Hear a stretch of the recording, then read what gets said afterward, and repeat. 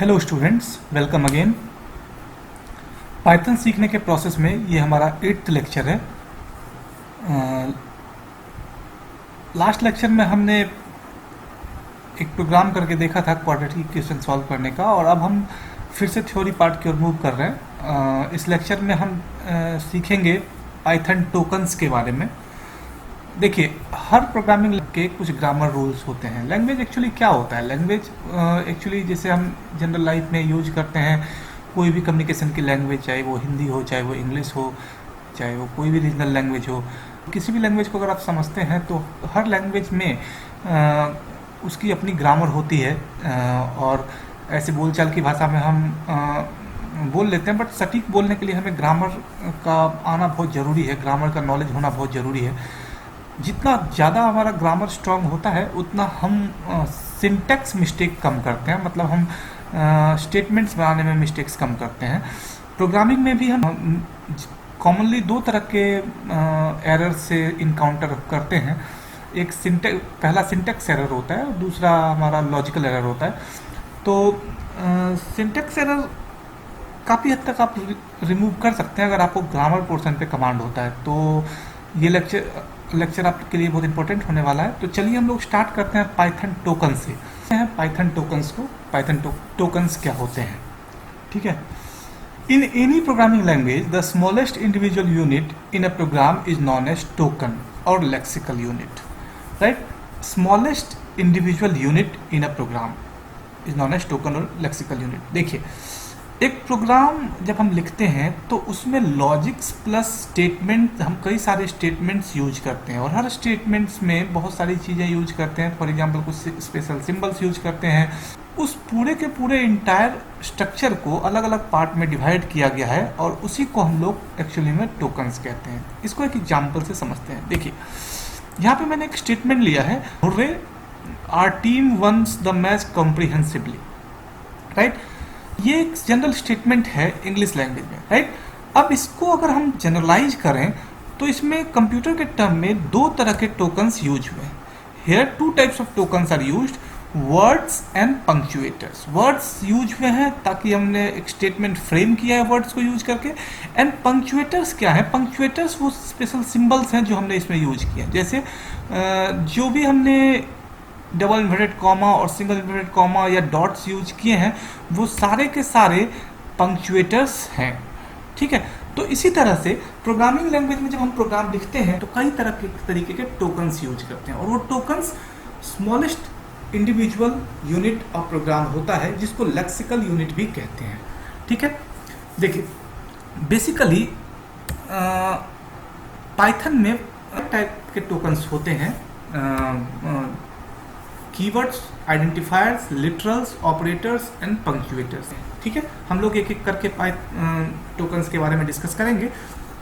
आप general term में ये समझ लीजिए अभी फिलहाल कि जब इंटरप्रेटर हमारे प्रोग्राम को इंटरप्रेट करता है तो एक एक टर्म को समझता है कि कौन सी चीज़ कीवर्ड है, कौन सी चीज़ आइडेंटिफायर है, कौन सी चीज़ लिटरल है, कौन सी चीज़ ऑपरेटर है, कौन सी चीज़ पंक्चुएटर है। एक्चुअली हमारा इंटरप्रेटर इन्हीं सारी चीज़ों पे ऑपरेट करता है और ये सारी चीज़ें वेल डिफाइंड हैं इंटरप्रेटर के इनसाइड। तो इंटरप्रेटर के लिए सिंटैक्स जब हम लिखते हैं तो हमें ये सारी चीज़ें ध्यान में रखनी होती हैं। अगर हम इन सब चीज़ों से बाहर जाके सिंटैक्स लिखेंगे तो वो एरर की पॉसिबिलिटी देगी। तो चलिए हम लोग एक एक करके अलग अलग टोकन्स के बारे में डिस्कस करते हैं, ठीक है। तो अगर आप अदर लैंग्वेजेस पढ़ चुके हैं तो इन सब चीज़ों के बारे में ऑलरेडी अवेयर होंगे। तो देखिए, कीवर्ड्स क्या होता है इन कंप्यूटर प्रोग्रामिंग।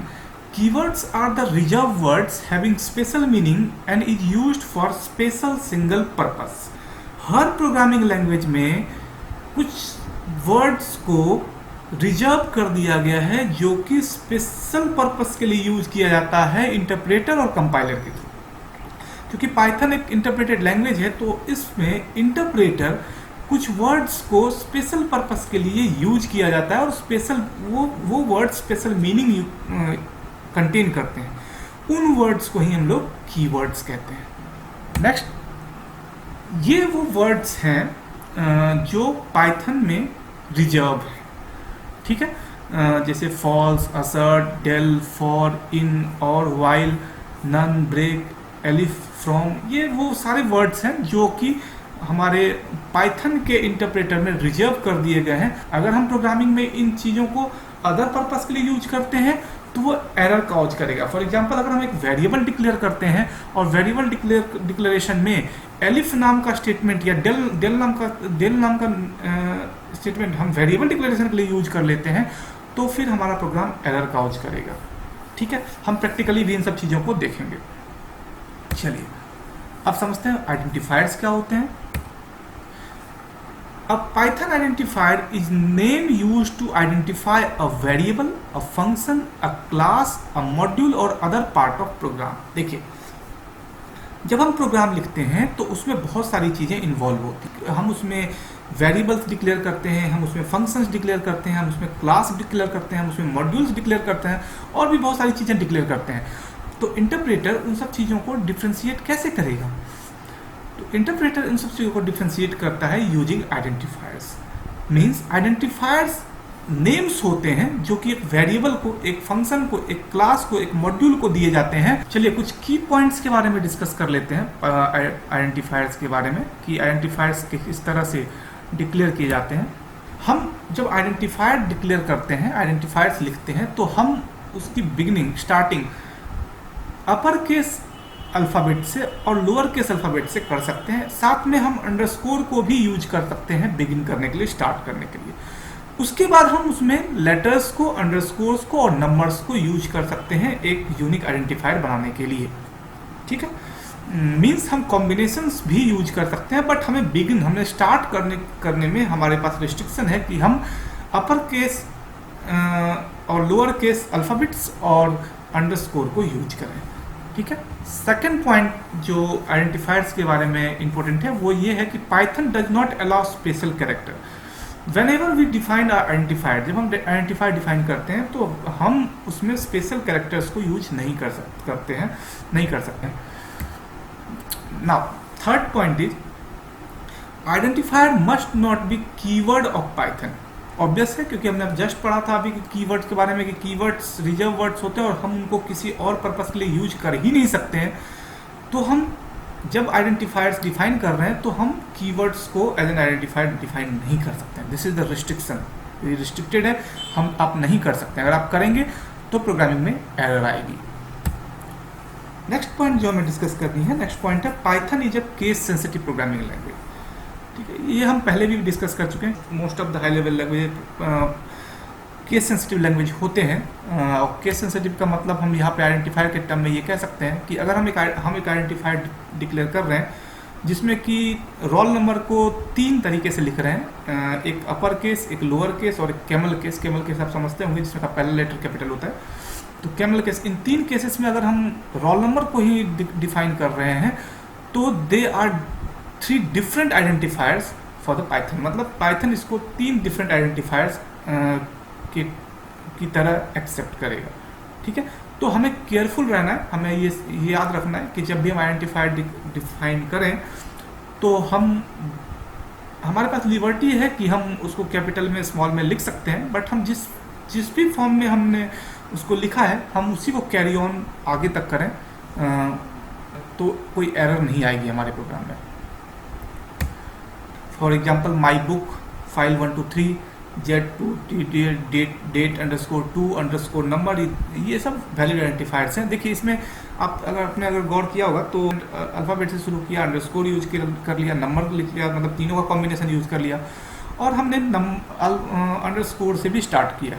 बट हमने किसी भी आइडेंटिफायर को नंबर से स्टार्ट नहीं किया। आप अगर नंबर से किसी आइडेंटिफायर को स्टार्ट करते हैं तो वो एरर देगा। हम कभी भी एक आइडेंटिफायर को किसी भी नंबर से स्टार्ट नहीं कर सकते हैं, ठीक है। ब्रेक, नेक्स्ट स्टेटमेंट है। ब्रेक हमारा क्या है, याद कीजिए, ब्रेक हमारा कीवर्ड है, मीन्स एक रिजर्व वर्ड है, इसलिए ये एक एरर है, ठीक है। रिजर्व वर्ड को हम एज एन आइडेंटिफायर यूज नहीं कर सकते हैं। नेक्स्ट क्या है, नेक्स्ट है माई बुक। अच्छा, माई बुक क्या है, माई बुक में क्या प्रॉब्लम है? माई बुक में प्रॉब्लम ये है कि हमने डॉट यूज कर लिया, और डॉट एक स्पेशल सिंबल है, और स्पेशल सिंबल को हम लोग आइडेंटिफायर्स को डिक्लेयर करते टाइम यूज नहीं कर सकते हैं, ठीक है। Same case is with date CS, वहाँ भी हमने एक स्पेशल सिंबल यूज कर लिया है, और जब भी स्पेशल सिंबल यूज करेंगे तो वो एरर देगा। जितने भी स्पेशल सिंबल्स हैं वो भी रिजर्व्ड हैं, उसके बारे में भी हम डिस्कस करेंगे। वो सब पंक्चुएटर्स कहलाते हैं, वो अलग अलग पर्पसेस से यूज होते हैं प्रोग्रामिंग लैंग्वेज में, इसलिए हम उनको एज एन आइडेंटिफायर यूज नहीं कर सकते हैं। तो इन सारी चीज़ों को आप माइंड में रखिए जब भी आप प्रोग्राम कर रहे हैं और जब भी आप आइडेंटिफायर्स को डिक्लेयर कर रहे हैं। अब चलते हैं नेक्स्ट पार्ट पे, और नेक्स्ट पार्ट में नेक्स्ट आइडेंटिफायर के बारे में डिस्कस करते हैं, जो कि है पाइथन लिटरल्स। क्या डेफिनेशन है पाइथन लिटरल का? इन computer science a literal is a notation for representing fixed value in source code. जब आप प्रोग्राम में एक वेरिएबल बनाते हैं तो वेरिएबल में आप क्या करते हैं? वेरिएबल में आप कोई ना कोई वैल्यू को स्टोर करते हैं, ठीक है। तो आप उस जिस वैल्यू को आप वेरिएबल में स्टोर करते हैं उसी को रिप्रेजेंट करने के लिए हम लिटरल्स को यूज करते हैं। तो पाइथन लिटरल्स के लिए दूसरा डेफिनेशन हम इस तरह से डिफाइन कर सकते हैं। Literal in Python can be defined as number, text और other data that represents value to be stored in variable. तो लिटरल किसको रिप्रेजेंट करता है? नंबर्स, टेक्स्ट और अदर डेटा जो कि स्टोर की गई एक वेरिएबल में, उसको हमारा लिटरल रिप्रेजेंट करता है। एग्जाम्पल के लिए अगर हम किसी नेम नाम के वेरिएबल में हमने जॉन नाम की स्ट्रिंग पास कर दी, तो इंटरप्रेटर ये समझ लेगा कि जो वैल्यू नेम में स्टोर हुई है वो किस टाइप की है? String type. सेकंड केस में देखिए हमने 22 पास की है। अब 22 क्या है? 22 डेसिमल वैल्यू है, तो इसके थ्रू ये इंटरप्रेटर क्या समझेगा कि इस एज नाम की वेरिएबल में इंटीजर नाम की वैल्यू स्टोर है, इसलिए इंटीजर यहाँ पे एक लिटरल हो गई हमारे पाइथन के लिए। तो सेम केस में अगर हम कोई डेसिमल वैल्यू, हाइट में डेसिमल वैल्यू हमने पास कर दिया 23.4, तो कंप्यूटर तो हमारा इंटरप्रेटर इसको इंटरप्रेट करेगा किस फॉर्म में? इसको इंटरप्रेट करेगा फ्लोटिंग पॉइंट लिटरल्स के फॉर्म में। तो इस तरह से हमारा इंटरप्रेटर लिटरल्स के थ्रू डेटा के फिक्स्ड वैल्यू को समझता है जो कि स्टोर होती है वेरिएबल में। देखिए एक की पॉइंट, इससे पहले कि मैं आगे बढ़ूं, एक की पॉइंट जो हमारे लिटरल्स के बारे में है वो ये है कि almost all the programming language have notation for atomic values. Means her programming language में लिटरल्स यूज होते हैं फिक्स्ड वैल्यू को रिप्रेजेंट करने के लिए। चलिए अब आगे बढ़ते हैं। हमारा ऑपरेटर्स, तो देखते हैं ऑपरेटर्स क्या करते हैं। Operators can be defined as symbols that are used to perform operations on operand. आप इसको इस तरह से सिंप्लीफाई कर सकते हैं कि वो स्पेशल सिंबल्स जो कि मैथमेटिकल कैलकुलेशंस परफॉर्म करने के लिए यूज किए जाते हैं, ऑपरेटर्स कहते हैं, ठीक है। देखते हैं कितने टाइप के पाइथन में होते हैं। फर्स्ट टाइप ऑपरेटर जो होता है वो होता है अर्थमेटिक ऑपरेटर। इसके बारे में आप लोग अवेयर होंगे।